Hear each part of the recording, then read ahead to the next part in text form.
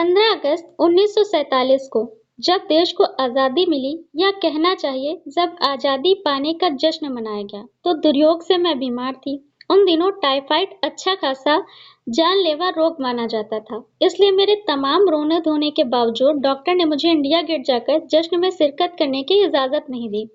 चूंकि डॉक्टर अपने नाना के परम मित्र, उनसे ज्यादा नाना थे, इसलिए हमारे पिताजी जो बात बात पर सत्ताधारियों से लड़ते भिड़ते फिरते थे, चुप्पी साध गए थे। तो लेखिका के पापा तो क्रांतिकारी थे, लेकिन हमेशा लेखिका के परिवार में, लेखिका के जीवन में दबदबा उनके नाना का रहा, और डॉक्टर भी नाना के मित्र थे, इसलिए बिल्कुल परमिशन नहीं मिली कि वो भी इंडिया का, जब भारत आजाद हुआ, उस जश्न में शामिल हो सके। मैं बदस्तूर रोती कलपती रही। क्या कोई बच्चा इकलौती गुड़िया के टूट जाने पर रोया होगा? मेरी उम्र तब 9 बरस की थी, इतनी छोटी नहीं कि गुड़िया से बहलती, और इतनी बड़ी नहीं कि डॉक्टरी तर्क समझती। तंग आकर पिताजी ने मुझे ब्रदर्स कारामजो उपन्यास पकड़ा दिया। किताबें पढ़ने का मुझे मिराक का मतलब शौक था। जब कुछ देर तक मैंने पिताजी को छोड़कर, घर के बाकी सारे प्राणी पलायन कर चुके और पिताजी दूसरे कमरे में बैठे अपनी किताब पढ़ रहे थे, तो रोना धोना छोड़कर मैंने भी किताब खोल ली। एक बार शुरू कर लेने पर मुझे इतनी मोहलत नहीं दी कि मैं दोबारा रोना शुरू करूं या कोई काम पकड़ूं। तो उसके पिता ने उसको टाइम पास के लिए एक बुक दे दी, जो एक रूसी उपन्यासकार थे, उनका साहित्य था ब्रदर्स कारामजो। उस समय उनका ये बुक देने का क्या तुक था, तब मेरी समझ में नहीं आया। किताब कितनी समझ में आई, अब तक नहीं जानती, क्योंकि उसके बाद इतनी बार पढ़ी कि सारे पाठ आपस में गड्ढम गड्ढ हो गए। तो 9 साल के बच्चे को ऐसे बड़े बड़े साहित्य पकड़ा देने का मतलब सिर्फ उन्होंने उसको रीड तो किया, लेकिन उसका क्या थिंक था, क्या थॉट था, उन्हें कुछ पता नहीं था। कितना पहली बार पल्ले में पड़ा, कितना बाद में, कहना मुश्किल है, पर इतना विश्वास के साथ कह सकती हूँ कि उसका एक अध्याय जो बच्चों पर होने वाले अनाचार अत्याचार पर था, मुझे पहली बार में ही लगभग कंठस्थ हो गया।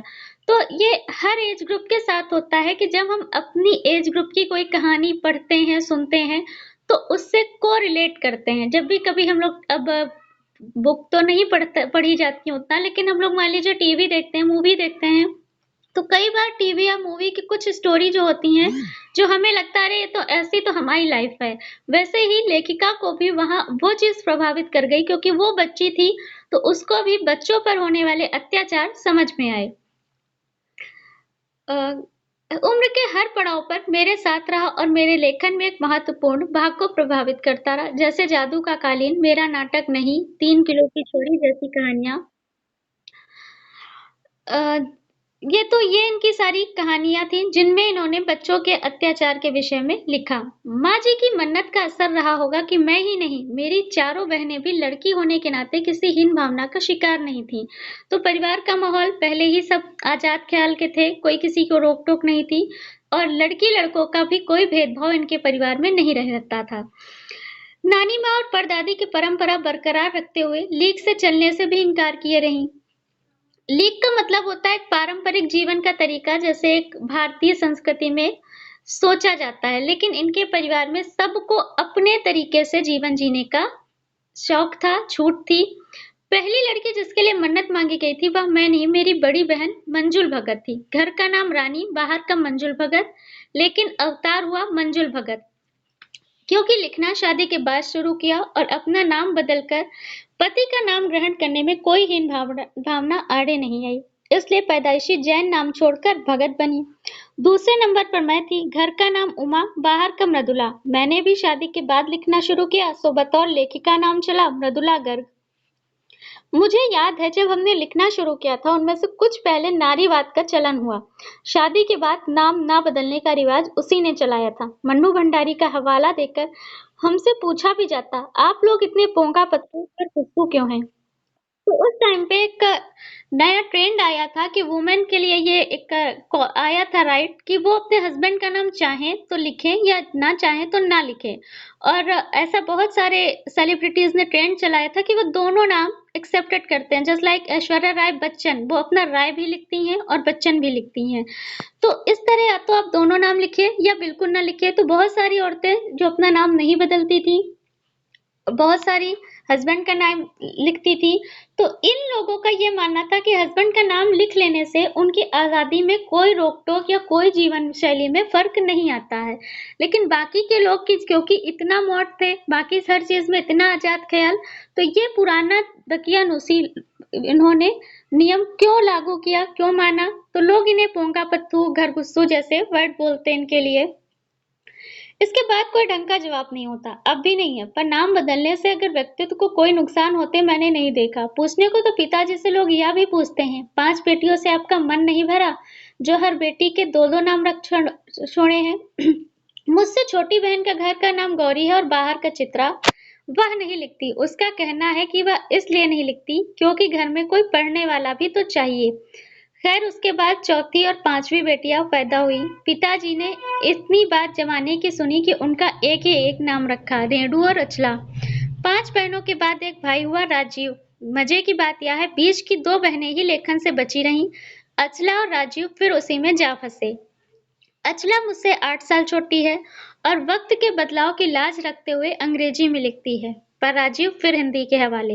हम 4 लिखते हैं और तमाम खानदान हमें पढ़ता है। मेरी ससुराल में मुझे कोई नहीं पढ़ता।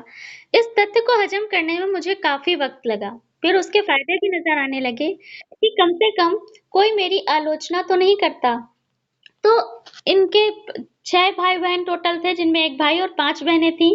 केवल 2 बहनें नहीं लिखती थी, बड़ी बहन लिखती थी, फिर लेखिका लिखती थी, उसके बाद की 2 बहनें नहीं लिखती थी और फिर छोटे जो थे, बहन छोटी सबसे और भाई, वो सब भी लिखते थे। लेखिका को पहले उसके ससुराल वाले लोग नहीं पढ़ते थे, वो जो लिखती थी उसके ससुराल वाले नहीं पढ़ते थे, तो उसे थोड़ा सा बुरा लगता था। लेकिन बाद में उसने इस चीज को एक्सेप्ट किया, महसूस किया कि अच्छा है नहीं पढ़ते हैं, कम से कम घर में तो उसकी बुराई नहीं होती। खैर मैं अपनी नहीं उन अदेवियों की बात कहना चाहती हूँ जो परदादी की मन्नत के नतीजन धरती पर आई और लेखक नहीं बनी। जो बनी उन्हें सांस लेने की जरूरत कुछ ज्यादा हो, समझ में नहीं आता। जैसे मेरे पिताजी ने एक बार मंजुल से कहा, कोई दम नहीं घुटता, सांस लेने की जरूरत ही ज्यादा है।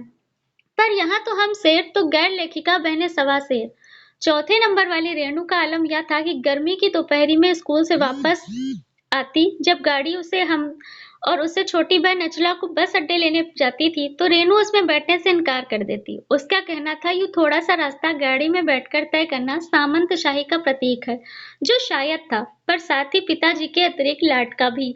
तो पापा इनकी गाड़ी भेजते थे, लेकिन इनकी दोनों छोटी बहनें भी लीक से खिसके, यानी कि जो सब करेंगे वो काम नहीं करेंगे, उससे अलग सोचने का इनके जीवन शैली में हमेशा रहा है। तो छोटी बहन गाड़ी में आती थी और छोटी से जो बड़ी थी 4th नंबर की सिस्टर, वो गाड़ी में नहीं बैठती थी। उसका कहना था कि ये दिखावा है, इतनी छोटी सी दूरी के लिए गाड़ी में बैठना। लेकिन वो दिखावा की जगह क्या था, पापा की केयर थी। पापा इसलिए गाड़ी भेजते थे कि दोनों बहनें हैं, सुरक्षित घर आए, लेकिन उसके नहीं पसंद था। और रसोइयों को खाना खिलाकर जल्दी फारिग करने की लाचारी भी। और पापा का एक ये भी था कि जितनी जल्दी बहन घर आ जाएगी उतनी जल्दी वो खाना खिलाकर नौकर को विदा कर देंगे, क्योंकि इनके यहाँ पालन पोषण की जिम्मेदारी भी जेंट्स संभालते थे। उनकी मम्मी कुछ नहीं करती थी, आपने पहले पढ़ा था। माँ तो सब चीजों से उदासीन रहती थी, पर पिता काफी कुड़ते भुनते। जब देखते अचला गाड़ी में बैठी चली आ रही है और रेणु पीछे पसीने से तरबतर खरामा खरामा, खरामा मतलब धीरे धीरे बिल्कुल हंसते हुए चले आ रही थी। बचपन में एक बार चुनौती दिए जाने पर कि उसने जनरल थिमैया को पत्र लिखकर उनका चित्र मंगवा लिया था, जो एक मोटरसाइकिल सवार जवान आकर उसके हाथ में दे गया। पड़ोस में उसका काफी रुतबा बढ़ गया था। गाड़ी में बैठने के साथ साथ उसे इम्तिहान देने से परहेज था। स्कूल तो जैसे तैसे पास कर लिया, पर जब बीए का इम्तिहान देने की बारी आई तो वह अड़ गई। पहले मुझे समझाओ बीए करना जरूरी क्यों है, तब मैं इम्तिहान दूंगी, अगर मुझे यकीन आ गया कि हाँ कोई फायदा है, वरना नहीं। हमने तरह तरह के तर्क दिए। माँ ने कहा पिता से पूछो, पिता ने कहा नौकरी कर पाओगी, शादी कर पाओगी, लोग इज्जत से देखेंगे वगैरह। पर उसे कोई तर्क विश्वसनीय नहीं लगा, न रेणु को न खुद उन्हें। आखिर उन्होंने उसी कुतर्क सहारा लिया जो युगों से माँ बाप का पास आता रहा है, बीए करो क्योंकि मैं कह रहा हूँ। रेणु ने भी बीए तो कर लिया, लेकिन सिर्फ पिताजी की खुशी के लिए, नंबर पास होने के लायक। तो उसको पेपर देना पढ़ना उतना अच्छा नहीं लगता था, इसलिए क्योंकि उसको लगता था कि पढ़ने और ना पढ़ने से कोई बहुत बड़ा अंतर उसके जीवन में नहीं आ रहा है। सच बोलने में वह माँ से भी 2 कदम आगे है। गनीमत यह है कि आधा समय उसके सच सुनकर लोग सोचते हैं कि वह मज़ाक कर रही होगी, इसलिए बिना मेहनत वह लोगों को हँसाए रख लेती है। आज भी जब कोई उसे इत्र भेंट करता है तो वह यह नहीं कहती नहीं चाहिए, मैं तो नहाती हूँ। तीसरे नंबर पर चित्रा है। वह कॉलेज पढ़ने तो जाती है पर खुद पढ़ने से ज़्यादा दिलचस्पी उसे दूसरों को पढ़ाने में रहती है। इसलिए इम्तिहान में उसके कम और उससे शागिर्दों के ज़्यादा नंबर आते थे। पर अपने यहाँ सब चलता, उसकी शादी का वक्त आया तो उसने एक नज़र में लड़का पसंद करने का ऐलान कर दिया। शादी करेगी तो उसी से। मुश्किल यह थी कि हमारे माँ-बाप ही नहीं, खुद लड़का भी उसके निर्णय से वाकिफ नहीं था। पर उसका कहना था वह जो सोच लेती है करके रहती है। अब ये तीसरे नंबर की इनकी बहन ऐसी थी कि वो जो सोच लेती थी उसको करना है तो करना है, किसी को कोई फर्क पड़े या ना पड़े। यहाँ तक कि शादी के लिए उसने एक लड़के को देखा और लड़के को पता भी नहीं था कि ये लड़की उससे शादी करना चाहती है। वैसे तो शादी उसके लड़के से हुई, कोई मुश्किल पेश नहीं आई। आती क्यों? उसने कहा मैंने पहली मुलाकात में बता दिया है, मैं सोच लेती हूँ तो होकर रहता है। तो उसने आगे बात खींची ही नहीं, पहली मुलाकात में ही हथियार डाल दिए। हम में से सबसे छोटी बहन अचला काफी दिनों तक कुछ कम खिसकी मालूम पड़ती थी। पिता का कहा मानकर पहले अर्थशास्त्र किया, फिर पत्रकारिता में दाखिला लिया। ढंग से पढ़ाई की, पास हुई, फिर पिता की पसंद से शादी भी कर ली। पर उसके आगे लीक पर नहीं चल पाई। घर बार में मन नहीं लगा और मंजुल और मेरी तरह उम्र के 30 बरस पार करते ही लिखने का रोग लगा लिया। एक बात हम में से एक सी रही, घर बार को परंपरागत तरीके से हमने भले ही ना चलाया हो, उसे तोड़ा भी नहीं। शादी एक बार की और उसे कायम रखा, चाहे तलाक के कगार पर खड़ी चली हो, मगर कगार तोड़ डूबी नहीं। शायद इसीलिए कि जैसे मैंने अपने पहले उपन्यास में लिख डाला, हम सभी विश्वास करती रही होंगी कि मर्द बदलने से कोई प्रयोजन सिद्ध नहीं होता। घर के भीतर रहते हुए भी अपनी मर्जी से जी लो तो काफी है। तो इनकी सारी बहनें आजाद ख्याल की थी।